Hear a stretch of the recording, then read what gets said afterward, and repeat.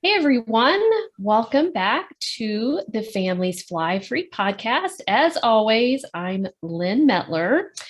This week I've brought a guest for you on a topic that I know I struggle with, packing. And so I've brought one of our members, in fact, who blogs about organizing to kind of help us with packing because while it's awesome to fly free, when you start flying free, you start taking more trips and then you start having to figure out things like where do we need to go? How do we get organized for a trip? How do we pack? All of that stuff comes along with it. So we like to talk about that stuff on the podcast too. All right. So I've got with me today Katie Pyle, and she blogs at organizingmoms.com. So I'm going to let Katie, why don't you introduce yourself? Just tell us a little bit about your family and where you live and maybe how you got started blogging. Okay. I'm Katie Pyle. We live in San Antonio, Texas. We just moved here about a year ago. Prior to that, we were in Washington State, close to Olympia. And we're really from the Midwest, though. My husband is in the military, so we've moved several times. But yeah, now we're in San Antonio and enjoying the warm weather. I have two boys, twin boys. They're 11 years old. And I started my blog in 2014 when we moved to Washington. And I was formerly a teacher, and I wasn't a teacher anymore once we moved. And it was kind of something for me to do. And it was great. It helped me get organized at home. And I learned a lot of new things about making websites and social media and things like that too. So what types of things do you talk about on your blog? More recently, I've done a lot of stuff like planning and time management and things like that. But when I first started out, I actually wrote a lot more about travel because we traveled more, in 2014 than we do now, which is part of why I joined the membership, actually, the Family's Flyfree, is because we did want to do more traveling and figure out how we could make that possible. So let's talk about that for a minute. So, okay. Tell us kind of how you came across us, why you decided to join and kind of where you are. Katie joined, this is in March, so she joined in January. So she's just a couple months in. So she can kind of give us a good perspective of kind of where she is in the process and what it's like sort of as a new member, I think. Yeah. Okay. I think I heard about you. It was on the Choose FI podcast. And I remember I was on a walk and I was listening and I was like, oh, this is like, we could actually travel more. Because since we've moved away from family, really our travel budget has been kind of like getting back home. So that one trip a year in the summer, usually to go visit family in the Midwest. But when I heard your podcast, I thought, wow, we could actually go on other trips too. So I started listening to your podcast and watching your YouTube videos and things like that. And then I went to one of the webinars and found out more about it that way. And then I joined. So I joined in January. Do you want me to keep going about keep going.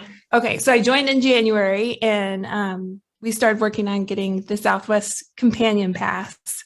And we just finished that like a week or so ago. So we have that now. That's so exciting. Yeah. Yeah. And I always say, now that you have one, you'll never be able to not have one. It's like so amazing. You can't imagine not having it. Yeah. It's like a 25% discount on all of our. For a family of four, yeah. Right. Because one of you's not paying any points. Yeah, exactly. Yeah. So we have the Companion Pass now and we're going on a trip at the start of April. We're going to go to Denver to see some baseball games. So it should be. And were you able to make that flight free? Oh, yes. Yeah. Yeah. Mm-hmm. Yeah. So that gives a good time frame for folks that, a lot of people want to know how fast can they get this going, and so Katie's been able to do it in, 2 months, really, if you've already booked the flights, right? So for a flight that was 3 months after you joined. So I think you had sort of started the process a little bit when you joined, right? Right. Yeah, so I had my first. Mm-hmm. Yeah. Right. But definitely possible to get going that fast. And that's really just step one. Right. Right. Yeah. And then we show you how to what card to put your everyday spend on going forward so that you continue to replenish your points, because now her family will have at least 125,000 Southwest points because they had to earn that to get the companion pass. So they will spend those down the way we show them to pay fewer points per flight. And then we'll show them how to keep replenishing those points through their everyday spend. So that's great. And I love that you talked about you really were just traveling to see family, because I hear that a lot. So a lot of people come in and they're like, oh, this is all we've been able to do right now. Or even we would just like to be able to fly free to see family. And then I can say, would you like to take some other trips for fun too? Yes, great. We can help you do that too. Like, I think it's just a mindset shift. And suddenly if you're not paying for flights, then yeah, go see. And when you're seeing family, you don't have to pay for accommodations. So that's not a worry. And right. Yeah. Yeah. Awesome. It did take me a while after I kind of wrapped my mind around like how it could work.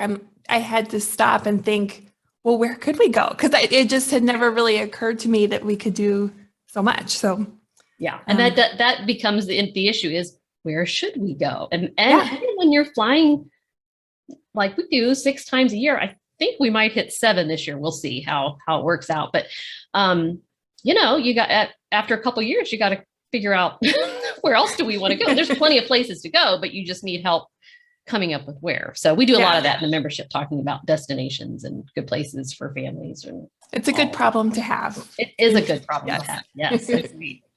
Okay. So let's talk about packing, because again, we fly 6 times a year. I've been doing this since 2015. I just do not have packing down. So I thought this would be a great opportunity. When I saw Katie she'd written some about this on her blog, and that she focuses on organizing. I was like, oh, let's have her on and see what tips she can give us for packing. So I know that it's just been a struggle for us. We do have some systems in place, I think, that help, but inevitably I struggle the day before, and the day of. I just cannot seem to get. I always want to plan ahead, but it just doesn't seem possible to do that. So we'll talk about some of that today. But do you guys, have you ever struggled with packing? Oh, yes. Mm-hmm. And it changes as our kids are different ages too. When they were younger, a lot of it was like just me, trying to figure out outfits for all the kids and diapers and all that kind of stuff. Now they can help me a little bit more. But yeah, I think that's one of the challenges, is that you're trying to do everything right before you're going and remember all the things that you have to pack, but you also have to think about like, okay, how are we going to get to the airport? Who's going to take care of the dog? What do we need to do at the house? There's just a lot going on. That usually it's like one person, probably the person who's watching this video or listening to this podcast right now, that person is in charge of. So that's been a challenge for us always, just kind of wrapping our minds around everything we have to do and everything that needs to get into those suitcases before we can go out. So, and we have created a packing list, and we have multiple packing lists inside the Family's Flyfree membership. Like we have one for national parks and one for cruising and one for Disney, and a general packing list. But so that sort of came from the list I have sort of developed over time, and I will put on the packing list, sunscreen, whatever, but I'll also put on there, schedule the dog at the kennel and roll out the trash and, download videos on our devices before. So, and what I try to do with that, I keep that as a Google document. And then after each trip, like inevitably I print it out, I'll have to scribble on some things I've forgotten. And then I try to remember afterward to go back and add those things or take things off that, are no longer relevant. Like maybe you get to take diapers off at some point, right? Yeah. Car seat, that frees up a lot of stroller. Space. Yeah, no kidding. Yeah. But yeah, so where do you see families kind of struggle, in terms of packing? What are some of the problems that come up? Well, I think kind of like you said, it feels like it's very last minute. And I think, especially for me, I know when I'm doing it last minute, it's because I've put it off because I don't want to do it. I'm just kind of dreading it. I could have probably started a few days earlier, but I didn't. And then it's just all kind of last minute. But yeah, we have some packing lists too. I actually have the app Google Keep. And I've kind of used that over time to add stuff because I can have it like on my phone. And if I'm just like somewhere and I think, oh, we're going to Colorado, I need to remember to bring like long underwear or something because it's probably going to be cold when we're there. I can add that in and share that with my husband too. Yeah, that's a good tip. So that, is that sort of like Evernote or is it? Yeah. Okay. Very similar. I have seen that, but I've never really looked at it closely. Yeah, I like it because you can do like little check marks on it. Right. Yeah, and you can check things off. Yeah. Yeah. And you can also put it into a Google Doc if you want to like print it out to use when you're packing too. But yeah, I think, you know, having things be at the last minute is just really stressful. But it's not that exciting to start packing. So I try to make myself start a few days before, just by like with laundry and things like that. As I pull something out of the laundry, if I know that we're going to take it on the trip, I kind of put that in like a designated packing area in our house. So I may have like just a place on the floor in our bedroom, or if you have like an extra bed, you could put stuff there and just start adding things to that packing area so that when it comes time to put the suitcases together and get everything ready, it's not quite as much. Yeah, you've got some of it there already. Yeah. I know. I always find myself running up and down the stairs, you know, like, oh, I forgot this. Oh, I got to put this in. Oh, you know, and that's my dog's cue that, oh no, they're packing. So that means I have to go to the kennel. Our poor dog. And you had some good stats, didn't you, on what folks said about the stress of packing? So I found this study that was done by the Nordstrom Trunk Club. Let me see what I've got. It says 41% of respondents said that packing was one of their top stressful travel moments. The only thing that beat that out was going through security at the airport. We can solve that one for you because we can get you TSA pre-check, and then it's much less stressful. You don't have to take your shoes off, don't have to take your computer out. Hopefully you bypass any long lines. But so yeah, we can just narrow it down to just be stressed out about packing. Security is going to be okay. Yeah, we can get you through security. I can't come pack your bag though, and you don't want me to. So let's talk about laundry, because you mentioned that. So like, this is where I get hung up is I feel like, you know, I need to have all clean clothes before I can pack, but my family's wearing their clothes, you know, right? And it's not like I have tons of clothes for everyone such that we have clothes they can wear and clothes we can pack, you know? And so I'm inevitably like, that's where I get stuck, is it has to be the last minute, because at the last minute I have to do everybody's laundry, you know, in order to have the clean clothes to pack. So do you have any suggestions for that? Yeah, I try to start like a couple days before, just pulling things out of the laundry that I know we want to take. That kind of helps, because then I don't have to put that stuff away too, which is like one of my least favorite things to do. But yeah, I mean, I guess if you are, you know, going to wear your clothes a couple days before, it makes it hard. It's like you just kind of have to do that last minute laundry and put it into the suitcases. I don't know. One thing that I have run into before that's been kind of a challenge is if we're going to a place that's like a different climate, like if we're going to a warm place and we lived in a cold place, just that our kids have grown, or maybe the adults have grown too, and the clothes don't fit anymore. And it's hard. So that's something, if you're going to a different climate, maybe do that ahead of time too, just to make sure things fit, and, you know, you could get replacements or something if you need to. Yes, I think that's a really good point. And we, inside the membership, we do have like an email series that you can sign up for like 30 days before you're taking a trip, and it will email you and so I do have in there, like, you know, 2 weeks ahead, 3 weeks ahead, check. Now, do I do this? Probably not. But this would it be helpful? Check what you have and then order anything that you need, like, are you out of sunscreen? Cause like you said, like it's winter here. So sunscreen is not top of mind for me. When we're going somewhere, when do you have sunscreen? Like what, can you order it from Amazon, have it delivered to the house, or order it from Target or whatever, so that it gets here in time. Or like I found last year, thinking we were going to Hawaii and we need specific like reef safe sunscreen. And I always, like, my kids are forever leaving their swim goggles somewhere. So inevitably I have to buy new swim goggles. Anyway, so those kind of things. Yeah. If you can think about it ahead of time and order them in advance, that helps a little bit. Yeah. Yeah. Yeah. Cause often that stuff is hard to find in the store if it's out of season. And then, right. You really do have to kind of plan ahead on that, or plan to get it when you get there, I guess, if you're desperate, but then you're spending vacation time at the store. So. Right. Which you don't want to do. But you can't. I try to always remind myself that, worst case scenario, we'll just go to the store and get it when we get there. Because inevitably I forget multiple things, right? It's just not the end of the world. But what do you think about kids packing for themselves versus the parents doing it? Like, I still get hung up in doing it because I'm just and I probably shouldn't.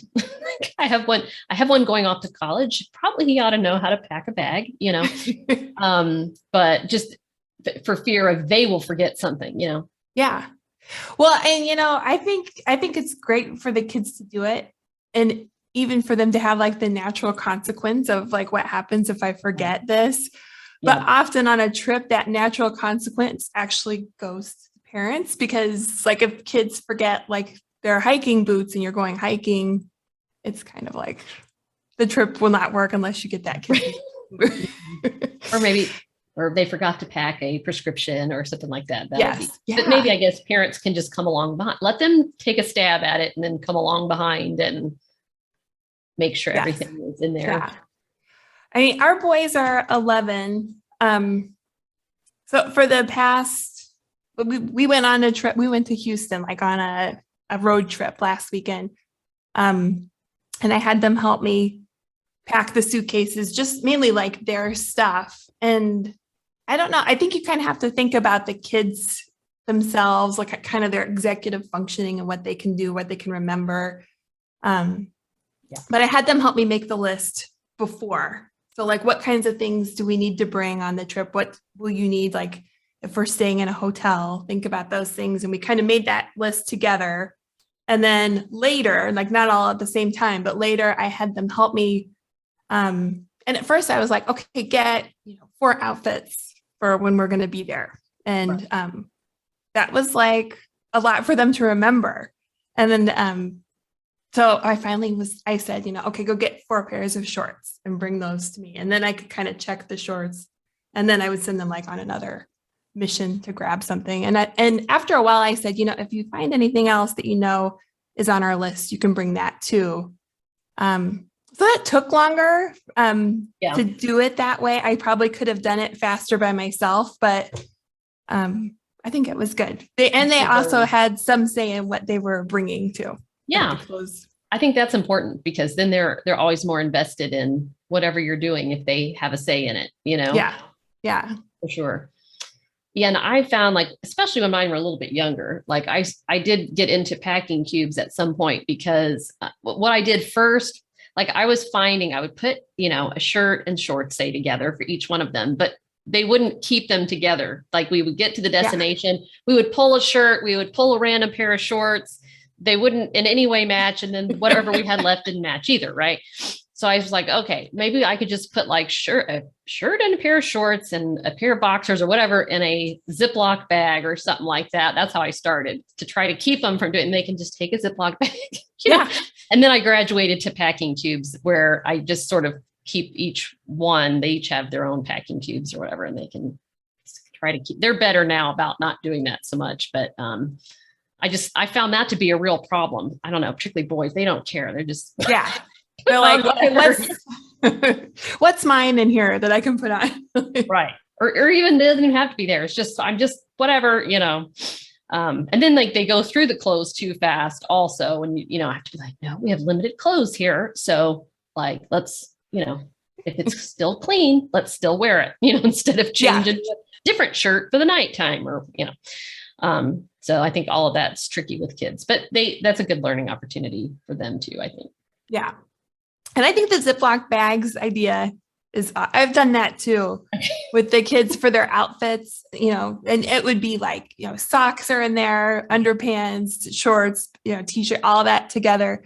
And for a while I would even like save those Ziploc bags to use again. Like I kind of labeled them with their names. And I guess I kind of started doing it because I have twins and they had very similar clothes, but they're slightly different sizes. So that helped them know like, okay, this is actually mine, because when they would look in the suitcase and it was just clothes, they had no idea. Right. But those Ziplocs always come in handy for other things too. Like if you have wet stuff later on, you can use them, or it's always nice to have some extras of those around. Right. Yeah. And those are multi-purpose. I'm with you. Like I just keep a stash of them and reuse them even for toiletries and that kind of thing. But I do like packing cubes. So I do try to put like, I don't know, swim stuff in one, and then put a little like a fold up bag that can then become our bag to go to the beach or the pool or something like that in with it, or our football or whatever it is we take to, use in the pool or the beach. And then I'm trying to think what these are called, but I have these little like mesh zip bags that I've now started. I kind of like them for like underwear and socks and I watched Marie Kondo, how she rolls up like underwear and boxers. So I roll everyone's boxers and put them, they each have their own little zippy bag of whatever. So I don't know. I think you can sort of find like, a mix of products like that I think are helpful, and you can get packing cubes on Amazon for crazy cheap. Yeah. Yeah. And I've seen them at like TJ Maxx and things like that too, where they're pretty discounted. Yeah. And I like those because they have a handle too. So like just say your bag is too heavy or something, you can pull one out if you would have to and take it on the plane. We've never had to do that, but, or you can turn it into a bag if you, bring it along with you. Mm-hmm. Yeah. All right. How about like overpacking? So this is another area where we fail big time. We always overpack. And every time we say, oh, we didn't wear half of that, we're not going to do that again, we still do it again. But we also just had Stephanie on the family's Flyfree team. She's a family of 5. She says they never, ever check a bag. And so we were all like, what? Do tell. So she just made a video that we're going to put up in the online hub for the membership in April. It's March right now, where it's just like a 7-minute video, and she literally opens her suitcase and she shows you exactly how she fits everything in a carry-on. And so she just has each member of her family take a carry-on, and they never have to check a bag. So anyway, there were some good tips in there, but I'd love to hear your thoughts on how to avoid overpacking and actually fit everything in the space that you have. Well, I kind of talked about this a little bit earlier, but we always set up a packing area in the house before we like actually put stuff in the suitcases. And that's helped me just to see like the volume of stuff that we're trying to take with us. Mm-hmm. And usually through that, I can kind of pull some things out, or, even if we've packed things that are kind of bulkier fabrics, maybe swap it out for something that's a little bit more thin and easy to pack and fit in. But yeah, I always bring too many shoes, too many socks. Shoes are a hard one. Yeah. Yeah. And, that study I was telling you about, they said the thing that people most overpack or they brought that they didn't end up wearing was jackets. But I think, when you're traveling with a family, you do kind of want to be like over prepared. I know. Just feel like you do. Yeah. Especially, it's not like you're going to have to go out and get one extra jacket. It could be like 4 or 5 extra jackets, depending on how many people you're traveling with. But I think seeing everything together helps for me to just say, okay, we have enough. Like, it's okay. I can take a few of these outfits out.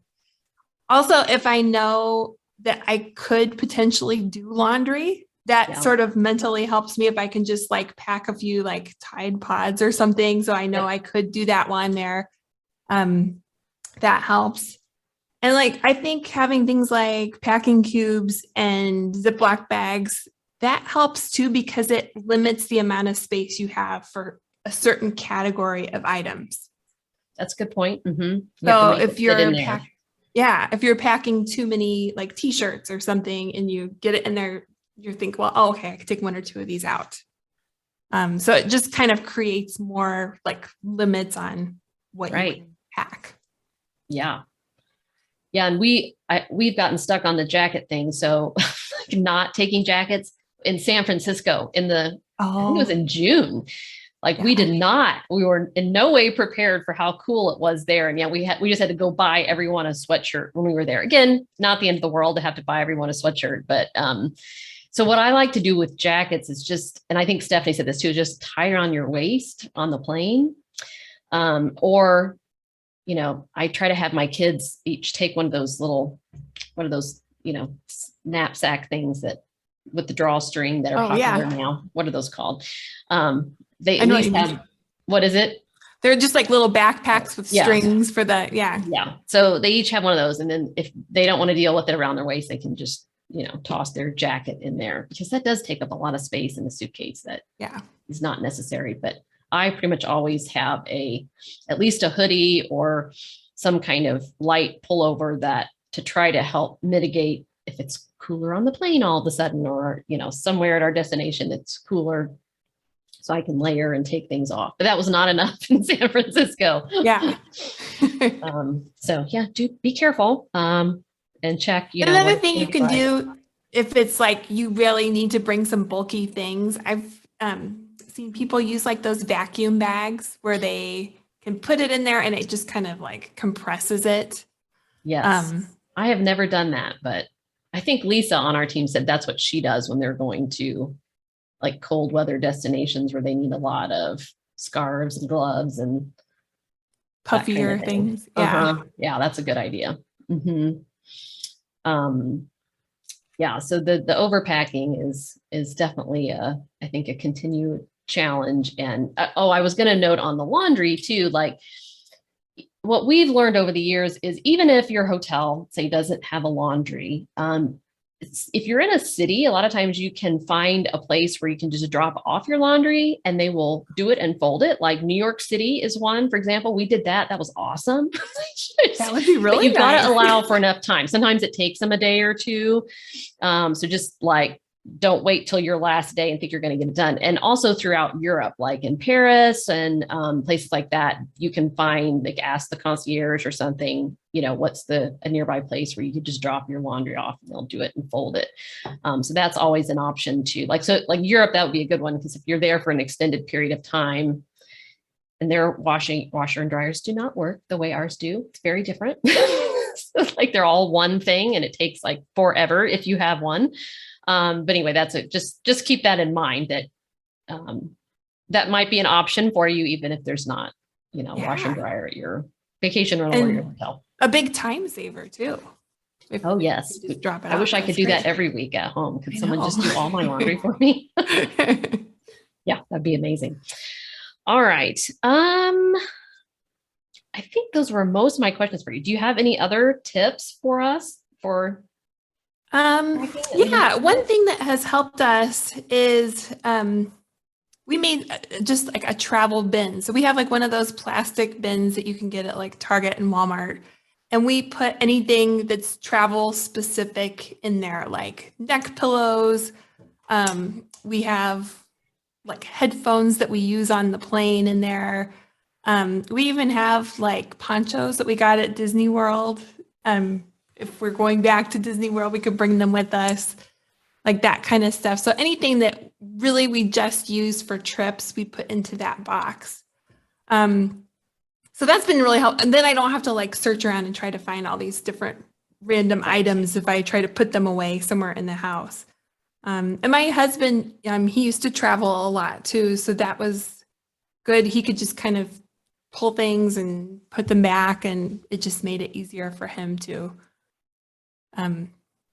So that's been a big help, because that's cut down on a lot of like panicked trying to find things right before we're going. And Right. it's kept me from like rebuying stuff too, that I know we have somewhere, but I just can't find before we go. Mm-hmm.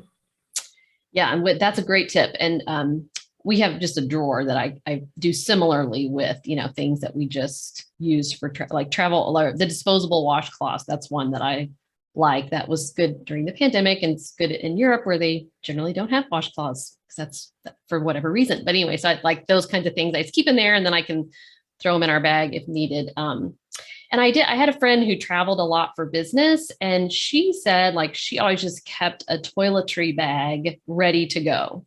And I thought, so I've been working toward that at my house, where I just have at least, like a duplicate toiletry. I have a deodorant, I have a toothpaste, and I have duplicate toothbrushes and Advil or whatever that needs Band-Aids, that need to be in that bag, that I just have that in there ready to go. And then on my list, I can just kind of make sure, we're not out of sunscreen or out of whatever it is.